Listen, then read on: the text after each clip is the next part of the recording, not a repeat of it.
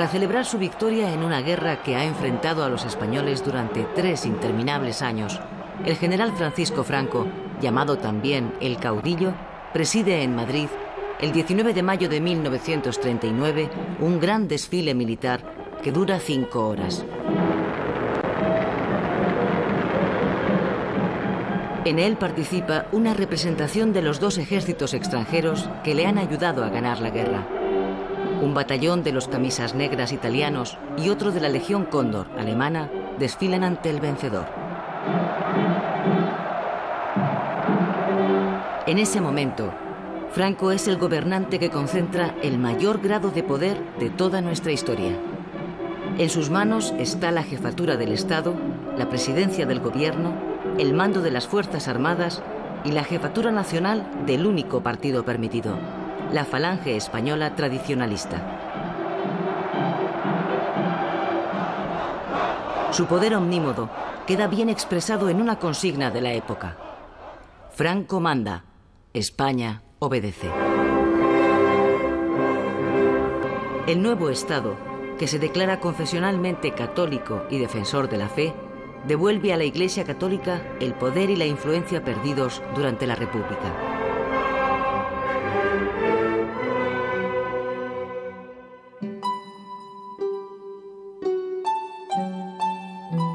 La otra España, la que ha perdido la guerra, participa en otro tipo de desfiles, los de la derrota. Cerca de 500.000 de españoles huye del país en dirección a Francia. En la misma frontera, las mujeres y los niños son separados para ser enviados a refugios del interior. La mayoría de los hombres son recluidos en campos de refugiados, casi campos de concentración, en playas francesas del Mediterráneo. Los más afortunados marcharán a América. La gran mayoría de los vencidos que optaron por quedarse en España han sido detenidos y son obligados a recorrer el país con destino a campos de prisioneros donde quedan encerrados. En un primer momento, las plazas de toros y los campos de fútbol se convierten en depósito de los más de 300.000 prisioneros. Medio centenar de campos de concentración provisionales se abren en toda España para encerrar a los miembros cautivos del ejército republicano. El siguiente paso es la depuración de responsabilidades políticas. Alrededor de 40.000 presos son condenados a muerte y fusilados en los años que siguen al final de la guerra. Fallamos que debemos condenar y condenamos al procesado como autor de un delito de adhesión a la rebelión a la pena de muerte.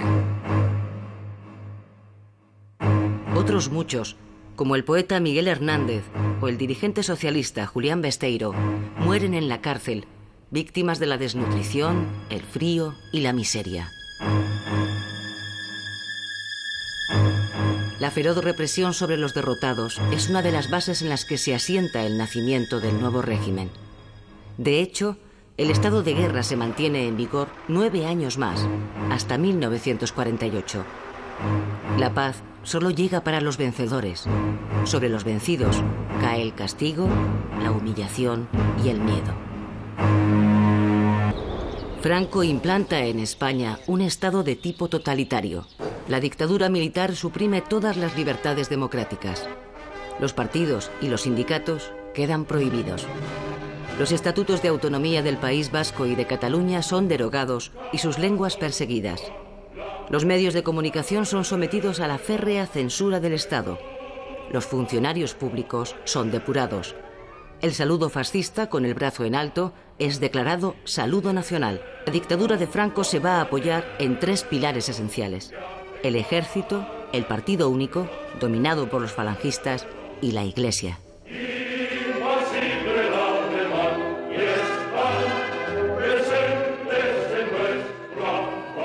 En el interior de España se mantiene viva otra clase de resistencia, la de los maquis. Son unos 7.000 hombres que al terminar la guerra se habían refugiado en los montes de todo el país. Desde allí sostienen durante toda la década de los 40 una silenciosa lucha de guerrillas contra el régimen. Muchos de ellos caerán abatidos por la Guardia Civil. Tras la victoria de los aliados, el régimen de Franco pasa a ser el único fascismo que, habiendo apoyado a Hitler, sobrevive en Europa. La soledad internacional del franquismo se hace patente en 1946. Ese año, las Naciones Unidas niegan a España la entrada en su organización y recomiendan, además, a los países miembros que rompan relaciones con el régimen franquista. Inmediatamente, los embajadores abandonan uno tras otro Madrid. Francia cierra su frontera con España. El régimen de Franco queda totalmente aislado del exterior.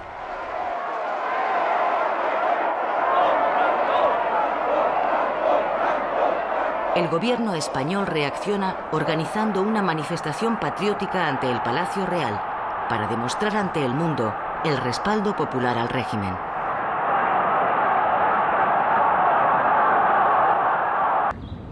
La nueva situación internacional obliga a Franco a modificar su política. Los falangistas pierden protagonismo en el gobierno y los católicos lo ganan.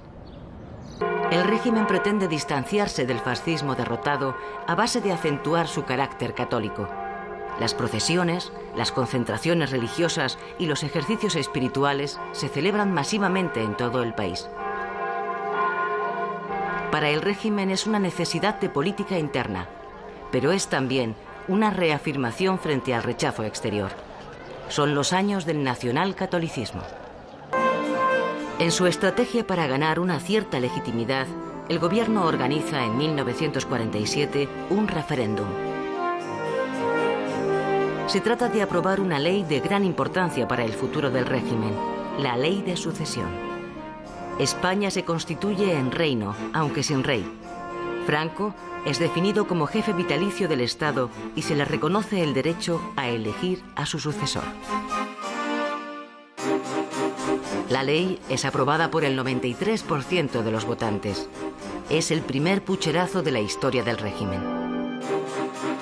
Francisco Franco, caudillo de España por la gracia de Dios. Esta es la leyenda que alrededor de la efigie de Franco lleva la nueva moneda de una peseta que se pone en circulación en 1948. Franco, que empieza a ganar la batalla de su supervivencia en el poder gracias a la Guerra Fría y la consiguiente suavización del aislamiento internacional de España, se decide, tras 12 años en el poder, a poner su cara en las monedas españolas.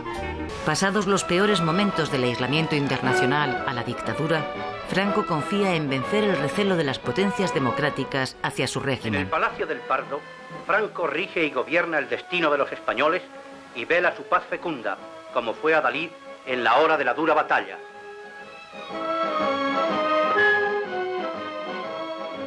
Las buenas noticias para él comienzan a llegar en 1950.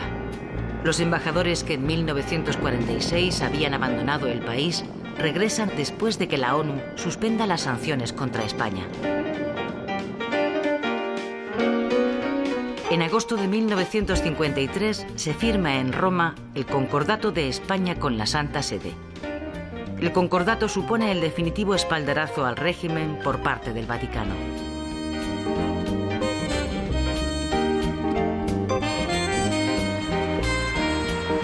Tan solo un mes después, España firma con los Estados Unidos un tratado de amistad y cooperación. A cambio de recibir ayuda económica, España permite instalar en su suelo 4 bases militares norteamericanas. Este acuerdo es para Franco su mayor éxito diplomático. Sin haber renunciado a su régimen dictatorial, ha logrado el respaldo de Estados Unidos. Unos años más tarde, el presidente Eisenhower visitará oficialmente España y sellará así el acuerdo de amistad entre los dos países. El reconocimiento internacional al régimen culmina en 1955 con el ingreso de España en la ONU. La década de los 50 supone para Franco su legitimación definitiva e irreversible en el exterior. Esto le coloca en una posición de clara seguridad frente a la oposición que vive en el exilio.